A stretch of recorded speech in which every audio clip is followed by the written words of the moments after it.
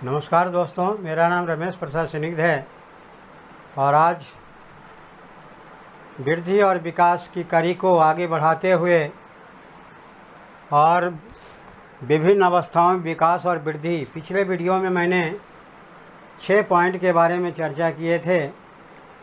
उसमें काम प्रवृत्ति के बारे में, संवेगात्मकता के बारे में, जिज्ञासा के बारे में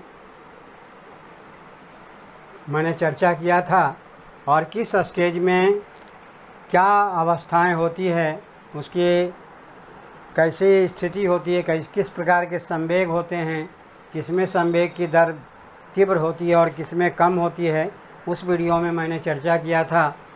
और यह अंकल जी एकेडमी का चैनल है और मैं, अगर आप एसएससी, डीएसएसबी या केवीएस, नवोदय विद्यालय या सीटेट और रीट, एचटेट या पूरे इंडिया के डिफरेंट टीचर एबिलिटी टेस्ट की तैयारी अगर आप कर रहे हैं तो चाइल्ड साइकोलॉजी का पूरा वीडियो आप यहां से ज़रूर देख सकते हैं। और पूरा सिलेबस को कवर करते हुए मैं वीडियो बना रहा हूं और मेरा करीब 10-11 वीडियो जो है अपलोड हो चुका है और वीडियो का कंटेंट भी मैंने तैयार कर रखा है और वह डिलीवर भी मैं डे बाय डे प्रत्येक दिन मैं एक वीडियो डालता हूं। ये मैंने कमिटमेंट किया है आपसे और ये मेरा दावा है कि अगर इस चैनल को आप regular child psychology and pedagogy के वीडियो को देखेंगे तो एक भी क्वेश्चन आप मिस नहीं करेंगे और चाइल्ड साइकोलॉजी से रिलेटेड जितने भी क्वेश्चन होंगे, पेडागोजी से रिलेटेड जितने क्वेश्चन होंगे, वह आसानी से आप सॉल्व कर पाएंगे। तो शुरू करते हैं।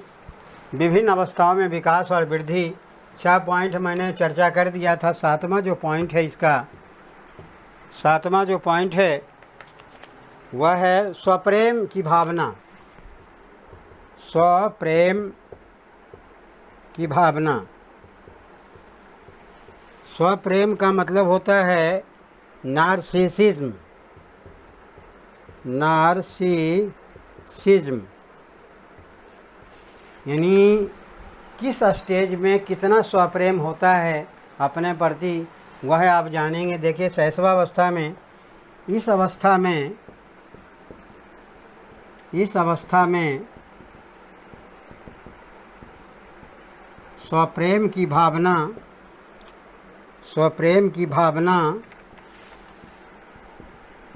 प्रबल होती है। यानी बच्चा को अपने से बहुत लगाव होता है। छोटे बच्चे को बालक चाहता है कि सभी उससे प्रेम करे। यह स्टेजेज हैं विकास और वृद्धि के। सभी बच्चा चाहता है, छोटा बच्चा, कि हमको सभी प्यार से बुलाए, प्यार से गोद में खिलाए, प्यार से मुझे टहलाए। बाल्यावस्था में क्या होता है, स्वप्रेम की भावना लगभग समाप्त हो जाती है। स्वप्रेम की भावना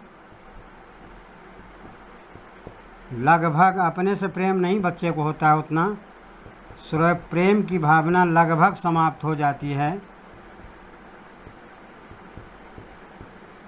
लेकिन वही जब किशोरावस्था में आता है बालक, तो अपने से बहुत ज़्यादा उसको लगाव हो जाता है। वही शैशवावस्था का स्टेज जो है विकसित रूप में हो जाता है। बालक में स्वप्रेम की भावना, बालक में स्वप्रेम की भावना प्रबल हो जाती है। किशोरावस्था में सभी लड़का, जितने भी बालक हैं, सभी सुंदर दिखना चाहते हैं। सुंदरता के लिए वो जिम भी ज्वाइन कर लेते हैं, एक्सरसाइज करते हैं, अच्छे अच्छे ड्रेस पहनना पसंद करते हैं, सुंदर दिखना चाहते हैं, क्योंकि वह एक ऐसा स्टेज होता है जो गोल्डन एज कहा जाता है। बालक स्वयं को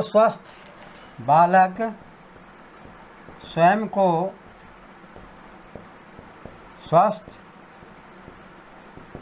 ताकतवर एवं सुडौल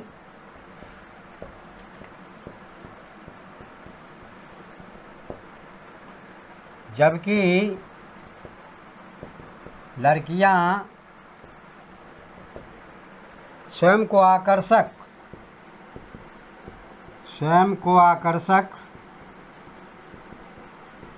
एवं सुंदर बनने के प्रयत्न करती रहती है, बनने के का प्रयत्न करती रहती है। उसके पीछे रीज़न है कि अपोजिट सेक्स के प्रति आकर्षण होता है।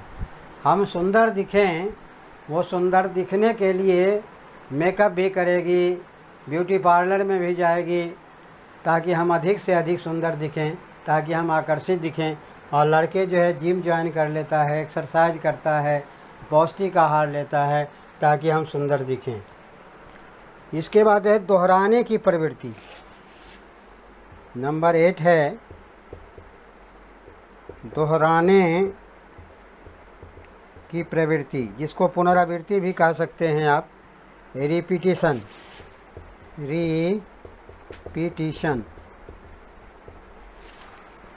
शिशु जो होते हैं, जो छोटे बच्चे होते हैं, शिशु शब्द एवं वाक्य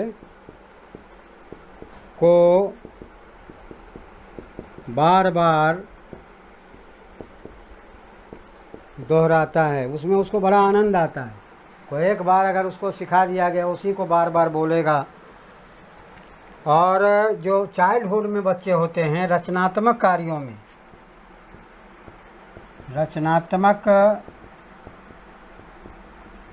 कार्यों में रुचि, लकड़ी, कागज़ से खेल करने में तथा लड़कियां रसोई, कढ़ाई, बुनाई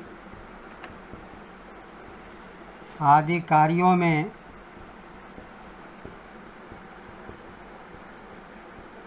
रुचि लेती है और उसको बार बार करने में उसे आनंद अनुभव होता है।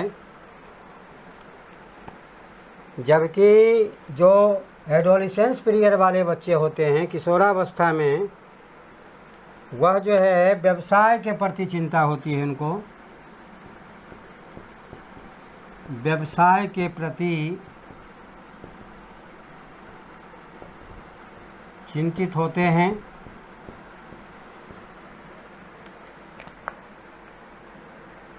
किशोर किशोरी प्रायः भावी व्यवसाय के प्रति चिंतित होते हैं कि आगे हमें क्या करना है, उनके बारे में, अपने फ्यूचर के बारे में सोचना शुरू करते हैं। उसी के अनुसार वो संकल्प करते हैं और परीक्षा के एग्ज़ाम की तैयारी करते हैं।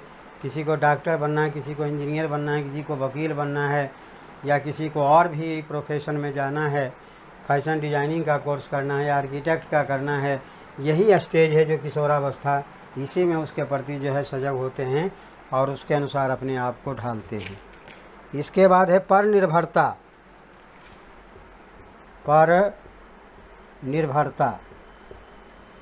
निर्भरता का मतलब होता है डिपेंडेंसी।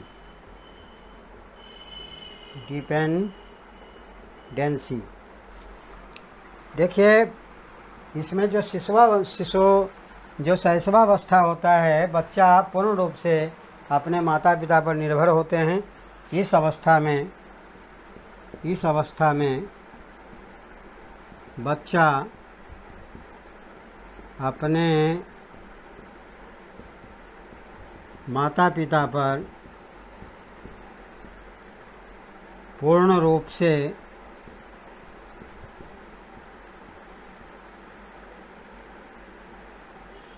निर्भर होते हैं, क्योंकि उनको माता पिता के बिना काम ही नहीं चलेगा। 2 साल का बच्चा है, 0 से 2 के बीच में, उसका तो सारा काम उसके मदर फादर के द्वारा हुआ।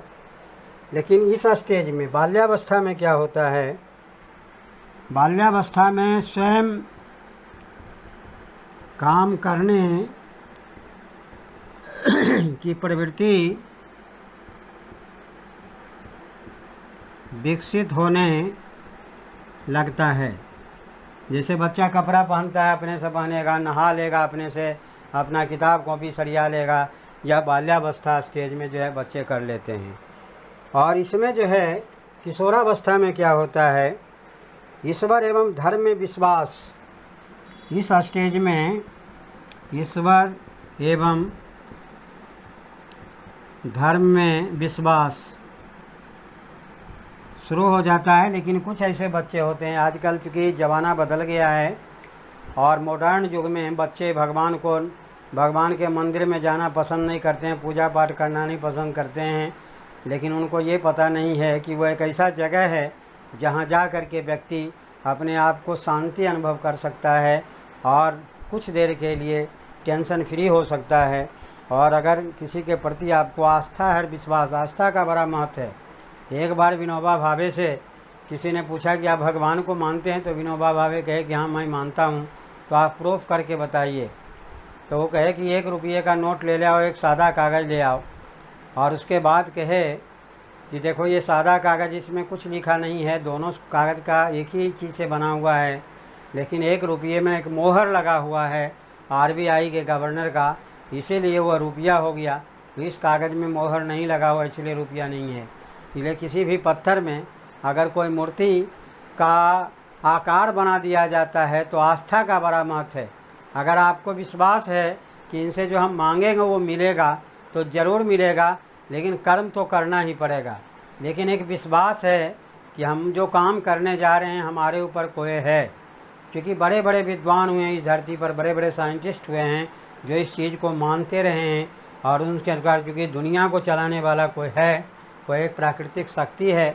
आइंस्टीन ने भी एक फार्मूला दिया था, E=mc², उसके आधार पर कहा था कि प्रकृति में एक पावर है, एक शक्ति है जो अदृश्य है, लेकिन उसका जो वैल्यू है वह अगर पूरे ब्रह्मांड के मास को लाइट के वेलोसिटी के स्क्वायर से मल्टीप्लाई कर दिया जाए तो जितना एनर्जी उसमें होता है उतना एनर्जी एक गॉड में होती है। भगवान एक हैं, चाहे वो सिख धर्म हो, बौद्ध धर्म हो, हिंदू धर्म हो, मुस्लिम धर्म हो, सभी धर्मों में कहा गया है कि गॉड एक हैं। तो एक ही अदृश्य शक्ति है जो हम सबों को संचालित कर रही है। हम अगर बोल रहे हैं, आप मेरी बात सुन रहे हैं, तो उसके प्रति भी कहीं न कहीं उनका बहुत बड़ा योगदान है, जो यह बाध्य कर रहे हैं कि मैं बोलूं और आप सुनें। तो ये चीज़ें हैं। तो ईश्वर एवं धर्म में विश्वास शुरू हो जाता है और ईश्वर के प्रति आस्था, ईश्वर के प्रति आस्था विकसित हो जाती है, विकसित होने लगती है। और अपने विचार और आदर्श के अनुसार अपने विचार एवं आदर्श के अनुसार नायक एवं नायिका का चयन करते हैं। अब जैसे मान लीजिए किसी व्यक्ति के लिए गांधी जी रोल मॉडल होते हैं, किसी के लिए विवेकानंद होते हैं, किसी के लिए सुभाष चंद्र बोस होते हैं, किसी के लिए भगत सिंह होते हैं, किसी के लिए महाराणा प्रताप होते हैं, किसी के लिए शिवाजी होते हैं, किसी के लिए मोहम्मद पैगंबर होते हैं, किसी के लिए गुरु नानक जी होते हैं। तो ये उनके रोल मॉडल होते हैं और उन्हीं के आदर्शों पर चलने का वो प्रयास करते हैं। अब आते हैं इसके बाद सीखने की जो प्रवृत्ति होती है, सीखने की प्रवृत्ति नंबर 10 में है, 10वां पॉइंट है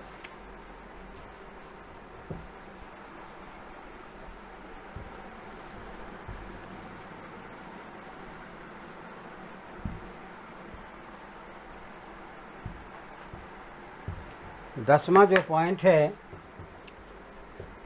सीखने की प्रवृत्ति।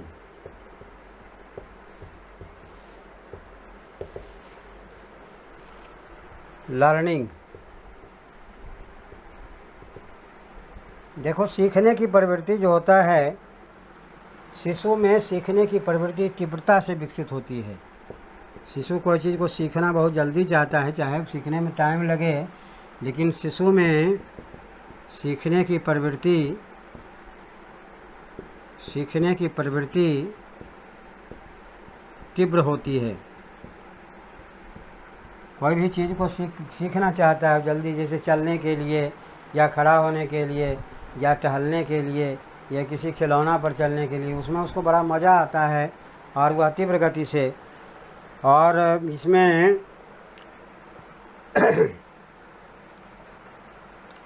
इसमें क्या होता है, बाल्यावस्था में संग्रह की प्रवृत्ति होती है, यानी जो चीज़ सीख रहे हैं उसको जमा करने की प्रवृत्ति होती है। जबकि इसमें क्या होता है, अपने अपने आदर्श एवं विचार पर चलने की प्रवृत्ति होती है। और यह लर्निंग के माध्यम से, क्योंकि व्यवहार में जो परिवर्तन होता है इसी के वजह से होता है। इसका बाद है 11 नंबर है, 11 पॉइंट है, मूल प्रवृत्तियों पर आधारित व्यवहार।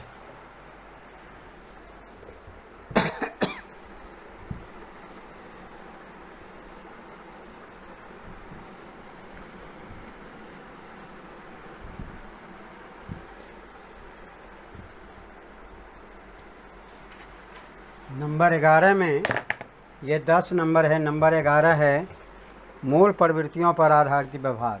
मूल प्रवृत्तियों पर आधारित व्यवहार। देखिए, कुछ प्रवृत्तियां जो होती है हमारी अर्जित की हुई होती है, वह शिक्षा के माध्यम से हम ग्रहण करते हैं, चाहे वह फॉर्मल एजुकेशन हो या इनफॉर्मल एजुकेशन हो या नॉन फॉर्मल। लेकिन कुछ चीज़ें जो होती है नेचुरल होती है, जिसको सिखाया नहीं जाता है, वह बच्चा स्वयं सीखता है, देख करके सीखता है, या उसकी मूल प्रवृत्ति होती है। कुछ तो सीखता है देख करके, लेकिन कुछ शैशवावस्था में बालक का व्यवहार, शैशवावस्था में बालक का व्यवहार मूल प्रवृत्तियों से प्रभावित होती है। मूल प्रवृत्तियों से प्रभावित होती है। जैसे बच्चा भूख लगता है तो रोने लग जाता है ना, क्रोध आने पर हाथ पैर पटकने लग जाता है, ये मूल प्रवृत्ति है। इसको सिखाया नहीं जाता है अपने पेरेंट्स के द्वारा कि तुमको भूख लगे तो तुम रो, लेकिन बच्चा की ये मूल प्रवृत्ति है जो नेचर के द्वारा मिला है, प्रकृति के द्वारा मिला है, या कहिए भगवान के द्वारा मिला है, गॉड के द्वारा मिला है। तो मूल प्रवृत्तियों का विकास जो है बच्चे में इस तरह से होना शुरू होता है। और इसमें जो होता है बाल्यावस्था में क्या होता है, वातावरण में परिवर्तन के कारण, रुचियों में परिवर्तन होने लग जाता है। रुचियों में परिवर्तन होने लगता है। अब जैसे वातावरण, एक अमीर बाप का औलाद है, उसके माहौल जो है अलग हैं, तो उनकी मूल प्रवृत्ति भी अलग होगी। एक गरीब बच्चा है जो गुल्ली डंडा से ही खुश है, लेकिन एक अमीर का बच्चा है वो बैट बॉल चाहिए उसको। एक छोटा बच्चा बॉल से खुश है, बैलून से खुश है, गरीब माँ बाप का बच्चा। लेकिन जो अमीर बाप के बच्चे हैं उनको इस तरह का खिलौना चाहिए जिसका कीमत 1000, 2000, 4000, 5000। यह मूल प्रवृत्ति जो विकसित होता है बाल्यावस्था में, वातावरण में परिवर्तन के कारण होता है। और इसमें क्या होता है, किशोरावस्था में, प्रारंभ में रुचियों में परिवर्तन होता है। प्रारंभ में रुचियों में परिवर्तन होता है, फिर वह अस्थायी रूप ले लेता है। यानी कोई चीज़ किशोरावस्था में सीख लिया, तो अस्थाई रूप होता है, वो बराबर वही करेगा। जब तक वो करेगा नहीं तब तक जो है उसको संतुष्टि नहीं मिलेगी। जैसे शरीर को आकर्षक बनाना, विषम लिंगी के प्रति आकर्षण, तो यह प्रवृत्ति जो है विकसित उसी समय होना शुरू हो जाती है। इसके बाद है नैतिक भावना का अभाव। नंबर 12 में नैतिक भावना का अभाव, मॉरलिटी है ना। नैतिक भावना, इसमें क्या होता है, बालक शिशु में नैतिक भावना का अभाव होता है। बालक शिशु में नैतिक भावना का अभाव होता है, क्योंकि इसमें मॉरल डेवलपमेंट, मॉरलिटी होगा। नैतिक भावना का मॉरलिटी, LITY मॉरलिटी। तो मॉरल डेवलपमेंट जो है, जो इन्फेंसी स्टेज में बच्चे होते हैं उनमें उतना नहीं होता है। इस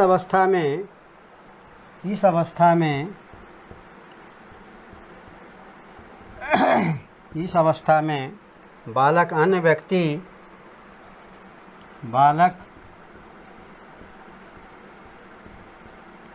व्यक्ति या वस्तु से नैतिकता को प्राप्त करता है। और जो एडोलिसेंस पीरियड होता है, एडोलिसेंस पीरियड में क्या होता है, अपराध प्रवृत्ति का विकास, अपराध प्रवृत्ति का विकास शुरू हो जाता है। लेकिन जो अपराध प्रवृत्ति है वह वातावरण पर डिपेंड करता है, किस माहौल में बच्चा रह रहा है उस पर डिपेंड करता है। देखे होंगे आए दिन पेपर में आप ऐसी बहुत सारी घटनाएं कि किशोरावस्था में बच्चा है, माँ बाप का बहुत ज़्यादा दबाव है, तो या तो वह सुसाइड कर लेता है या माँ बाप को ही शूट कर देता है। तो इस तरह की प्रवृत्ति होती है। ऐसा कई घटनाएं आप आए दिन देखते होंगे। तो इसलिए बड़ा सोच समझ करके, अगर बच्चा किशोरावस्था में होता है तो उसके साथ कैसा व्यवहार करना चाहिए, बहुत ही सोच समझ के करना होता है। तो यह जो है आपका विभिन्न अवस्थाओं में विकास और वृद्धि किस प्रकार होती है, ये कंप्लीट आपका हुआ। अब हम आते हैं कि शैशवावस्था में शिक्षा कैसे प्रदान की जाती है, इसके बारे में हम जानकारी आपको प्रदान करेंगे।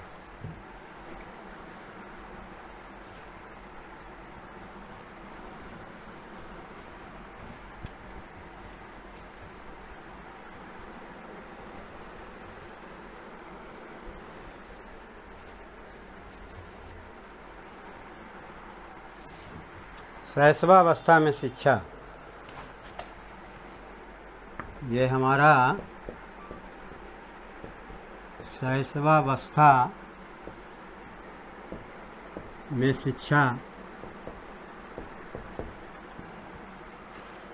यानी education in infancy, education in infancy. एक मनोवैज्ञानिक थे जिनका नाम आप लोग कई बार सुने होंगे, जिनका नाम था J.B. वाटसन। J.B. वाटसन ने कहा था कि विकास किसी अवस्था की तुलना में, विकास की किसी अवस्था की तुलना में शैशवावस्था में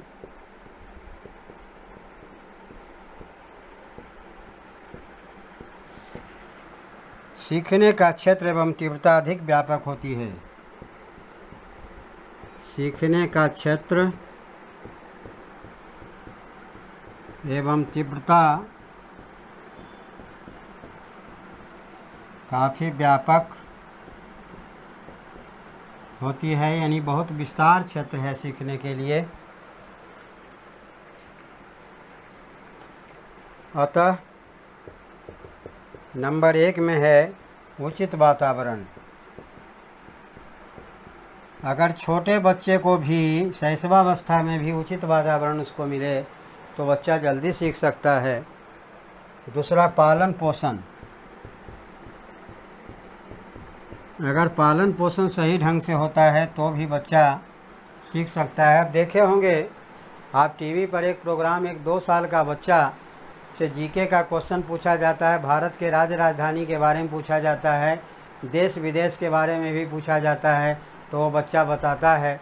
उसके पेरेंट्स से जब पूछा गया तो पेरेंट्स यही कहा कि जो चीज़ें हम लोग पढ़ते रहते थे वह सुनते रहता था, वहीं पर बैठा करके उसको हम पढ़ते थे। उसका ये हुआ कि उसका माइंड इतना कैच करने लगा कि जो भी बातें वो सुनता था सब याद होता गया। और यही कारण है कि शिक्षा अगर शैशवावस्था में उचित वातावरण मिले, पालन पोषण अगर प्रॉपर ढंग से हो, फिर जिसके बाद स्नेहपूर्ण व्यवहार अगर उसके साथ होता है, स्नेहपूर्ण व्यवहार अगर होता है तो भी बच्चे में शिक्षा ग्रहण करने की प्रवृत्ति बहुत तीव्र हो जाती है। उसके बाद है जिज्ञासा की संतुष्टि। बच्चा कोई भी जिज्ञासा करता है, यानी कोई भी क्यूरियोसिटी होती है, और उसके क्यूरियोसिटी को अगर आप संपूर्ण कर देते हैं, पूर्ण कर देते हैं, तो बच्चा में सीखने की प्रवृत्ति बहुत तीव्र हो जाती है। सामाजिक भावना का विकास। सामाजिक भावना का विकास, सामाजिक भावना का, इमोशनल भावना का विकास अगर प्रॉपर ढंग से हो रहा है तो भी बच्चा सीखेगा। उसके बाद है मानसिक क्रियाओं के अवसर। मानसिक क्रियाओं के अवसर अगर यह प्रदान किया जाए मानसिक क्रियाओं का, तो भी बच्चा जो है जल्दी सीख सकता है। इसके बाद है आत्म प्रदर्शन। आत्म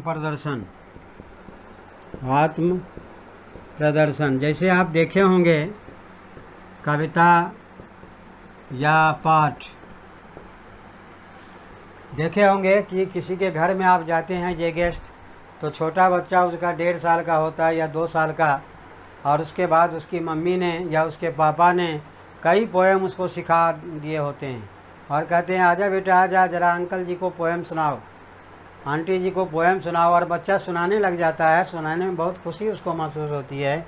इसका मतलब है कि शिक्षा उचित वातावरण मिलने के बाद सामाजिक भावना का विकास हुआ, पालन पोषण अगर सही ढंग से हुआ तो 2 साल का बच्चा भी बहुत सारी चीज़ें बता सकता है जिसकी आप उम्मीद नहीं कर सकते हैं। उसके बाद अच्छी आदतों का निर्माण। अच्छी आदतों का निर्माण, छोटे बच्चे में अगर बचपन से ही अच्छी आदत डाला जाए, अच्छी आदतों का निर्माण, तो बच्चा का जो है विकास बहुत तीव्र गति से होगा शिक्षा के क्षेत्र में। व्यक्तिक विभेदों पर ध्यान। व्यक्तिक विभेदों पर ध्यान, यानी जो इंडिविजुअल डिफरेंसेस होते हैं उस पर भी ध्यान देने की ज़रूरत है।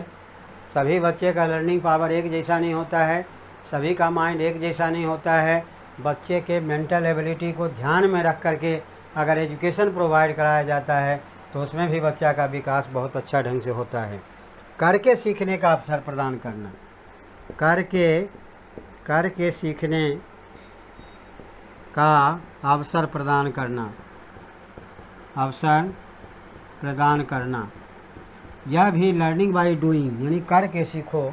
यह प्रवृत्ति अगर बच्चे में बचपन से डाल दिया जाए तो शैशवावस्था में भी बच्चे बहुत कुछ सीख सकता है और अपने से सीख सकता है, अपने से करके सीख सकता है।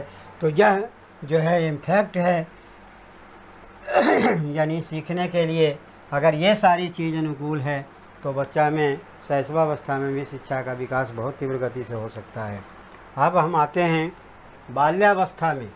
शैशवावस्था में आपने शिक्षा देख लिया, अब बाल्यावस्था में शिक्षा किस तरह से प्रदान किया जाता है और कैसे उसको विकसित किया जा सकता है। नंबर 2 में है बाल्यावस्था में शिक्षा। बाल्यावस्था में शिक्षा, जिसको इंग्लिश में कहा जाता है कि एजुकेशन इन चाइल्डहुड में किस तरह से एजुकेशन प्रदान किया जा सकता है। इसमें बच्चे का शारीरिक विकास पर ध्यान दे करके, शारीरिक विकास का ध्यान, अगर बच्चे का शारीरिक विकास हो रहा है उसको ध्यान में रखकर एजुकेशन प्रोवाइड किया जाए तो बच्चा का एजुकेशन के क्षेत्र में बहुत अच्छा योगदान रहेगा। खेल तथा क्रिया द्वारा, नंबर 2 में खेल तथा क्रियाकलाप द्वारा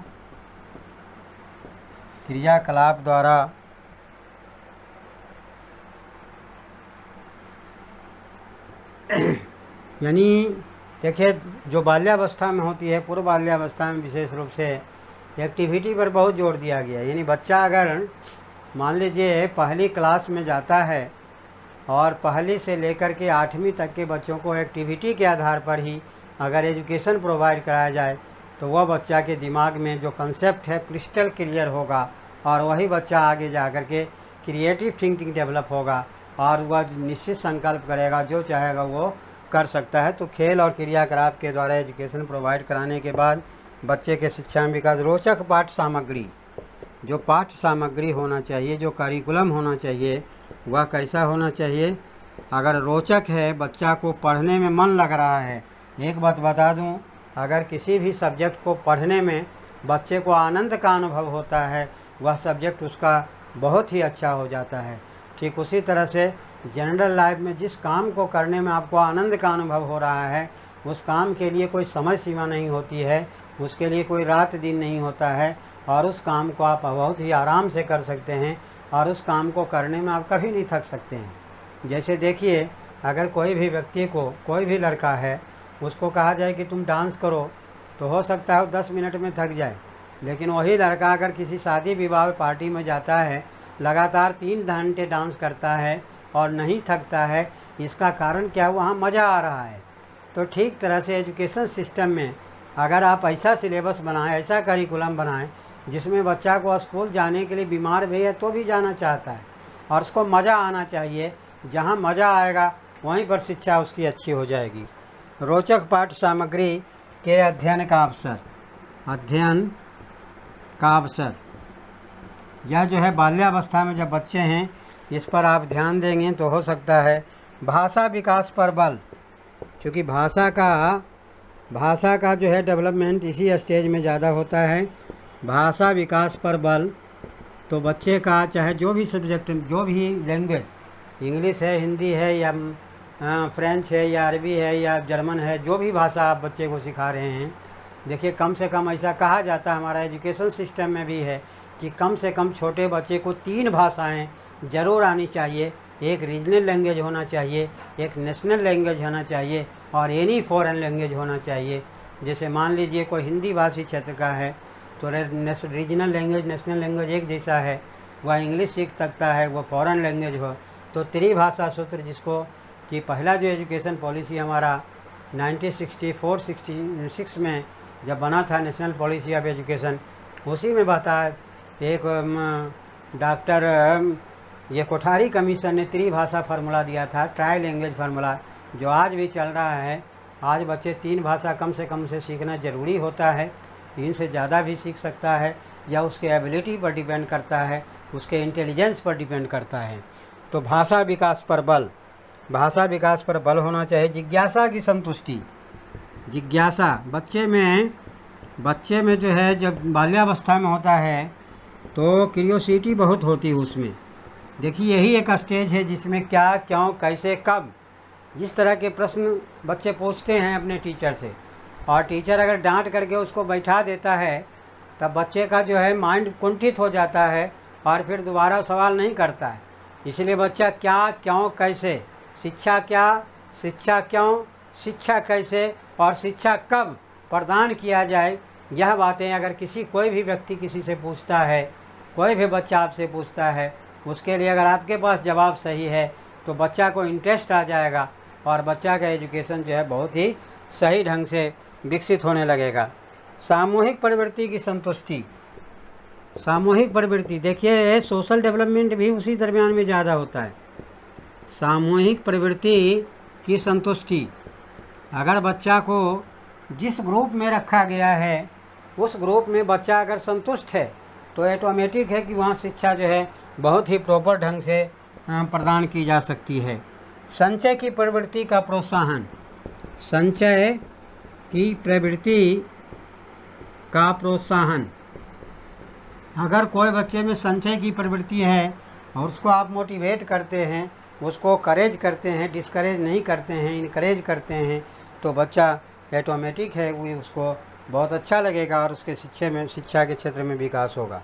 नैतिक शिक्षा, नैतिक शिक्षा का बड़ा महत्व है और नैतिक शिक्षा आज वर्तमान परिवेश में किताबों में रह गया है। नैतिक शिक्षा का प्रॉपर क्लास होना चाहिए। जैसे आजकल दिल्ली सरकार में हैप्पीनेस करिकुलम चलाया गया है, बच्चा कैसे खुश रहे, बच्चा क्यों खुश रहे, बच्चा कब खुश रहे, बच्चा को कैसे खुश रहना है, इसके बारे में ध्यान दिया जाता है। तो मोरल एजुकेशन बहुत ज़रूरी है। देखिए परिवार में जब बच्चा, एजुकेशन का मतलब क्या होता है, व्यवहार में परिवर्तन। अधिगम तभी सही माना जाता है जब लर्निंग आपका सही है, और लर्निंग सही है तो ऑटोमेटिक है कि बिहेवियर में चेंज हो जाएगा। तो नैतिक शिक्षा का बड़ा महत्व है और नैतिक शिक्षा प्रत्येक क्लास में, आज बड़े बड़े IAS IPS बन जाते हैं, नैतिकता बेच करके खा जाते हैं, इंजीनियर डॉक्टर बनते हैं, नैतिकता बेच करके खाए हुए हैं। समाज में उन्हें सेवा करना है, 95% लोग नहीं कर पाते हैं।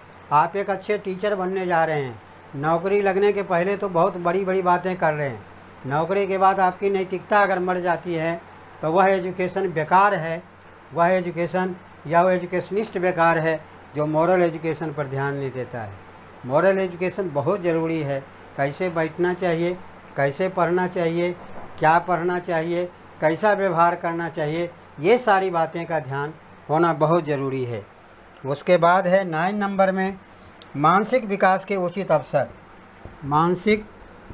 मानसिक विकास के उचित अवसर। देखिए जब बच्चा बाल्यावस्था में होता है तो उसका मानसिक विकास के उचित अवसर प्रदान करना चाहिए। उचित अवसर का मतलब है कि बच्चे को करके सीखने की प्रवृत्ति डालिए, क्रिएटिविटी डेवलप बच्चे में कीजिए, अपने से ह्यूरिस्टिक मेथड का इस्तेमाल करिए। बच्चा स्वयं जब ह्यूरिस्टिक मेथड का खोज की प्रवृत्ति बच्चे में लाइए, ताकि बच्चे अगर मान लीजिए कोई भी सवाल को आप एक फार्मूले से बताएं हैं तो बच्चा में यह प्रवृत्ति हो जाए कि दूसरे तरीके से भी ये कहा जाए। ऐसा नहीं कॉपी पेस्ट, जितना आपने बताया उतने बच्चा सीखता है, उसके आगे के बारे में नहीं सोचता है, उसके पीछे के बारे में नहीं सोचता है। तो यह जो है बच्चे के मानसिक विकास का उचित अवसर नहीं है। तो उचित अवसर का होना बहुत ज़रूरी है। और सामाजिक गुण और विकास के अवसर प्रदान करना, सामाजिक गुण और विकास के अवसर प्रदान करना, देखिए बच्चे में सामाजिक सोशल डेवलपमेंट होना भी बहुत ज़रूरी है। यह शिक्षा का एक बहुत महत्वपूर्ण अंग है, क्योंकि देखिए मानसिक विकास, शारीरिक विकास और सामाजिक विकास, ये तीनों विकास हो जाता है। उसके बाद आर्थिक विकास के बारे में सोचा जाए, धार्मिक विकास के बारे में बाद में सोचा जाए, लेकिन सबसे पहले मानसिक विकास, शारीरिक विकास और सामाजिक विकास का होना ज़रूरी है। और बच्चा समूह में रह करके ही सीखता है। यह प्रवृत्ति अगर बच्चे में आती है तभी शिक्षा का सही मायने में विकास हो पाता है। अब आ जाते हैं बाल्यावस्था। बाल्यावस्था में शिक्षा, किशोरावस्था में, बाल्यावस्था का तो हम बता दिया। अब हम आते हैं किशोरावस्था में शिक्षा का स्वरूप। नंबर 3 है